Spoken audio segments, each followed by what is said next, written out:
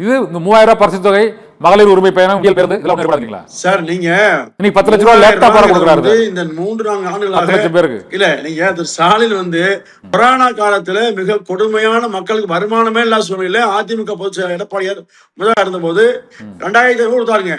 அன்னைக்கு 5000 கொடுக்க சொன்ன ஸ்டாலின் வருமானமே இல்ல. ஆனா இன்றைக்கு வெளியாட்சி நடத்தக்கூடிய ஸ்டாலின் ஏன் 5000 தரல? தர வேண்டியதானே? ஏன் தரீங்க? ஒரு முறை கூட நீங்க அன்னைக்கு அதிமுக குரல் கொடுத்து நீங்க அதிகாரம் வந்தவர் ஏன் செய்ய மாட்டீங்க?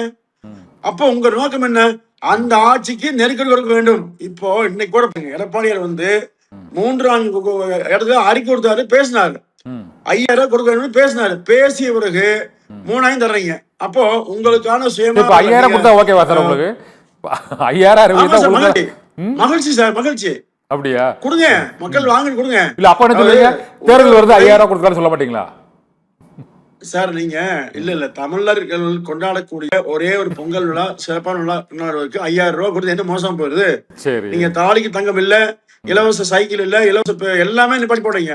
இப்போ விலைவாசி உயர்வு, மாதம் 1000 ரூபாய் பரிசு தராங்க. அதாவது 28 மாதம் வரைக்கும் தரவே இல்லைங்க. 28 மாதங்களாக அதிமுக குரல் கொடுத்தது, நெருக்கி கொடுத்தது, சட்டமன்றத்தில் பேச்சு, இதையெல்லாம் உணர்ந்து நெருக்கடிக்கு பயந்தான் கொடுத்தாரு. அது நாடாளுமன்றத்தை நெருங்கும் போது கொடுத்தாரு 1000 ரூபாய். இப்ப சட்டமன்ற தேர்தல் தராரு. அப்ப என்ன நோக்கம்? தேர்தலுக்காக மக்களை பயன்படுத்த யுக்தியை திமுக கையாளுது. மக்கள் ஏமாற மாட்டாங்க. ஓகே, இப்போ உங்களுக்கு புகழ் பண்ணி சார், நிறைவான கேள்வி. நம்ம பொதுவாக இந்த தேர்தல் காலத்தில் இது போன்ற அறிவிப்புகள் வருவது வழக்கமானது தான்.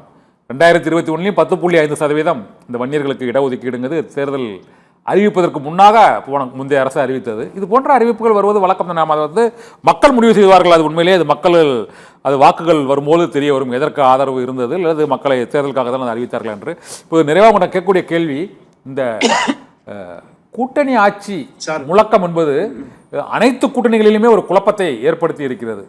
இதனால் ஒரு தொங்கு சட்டமன்றம் போன்ற ஏற்படுவதற்கான வாய்ப்பு இருக்கும் என்ற ஒரு பொதுவான கணிப்பு இருக்கு.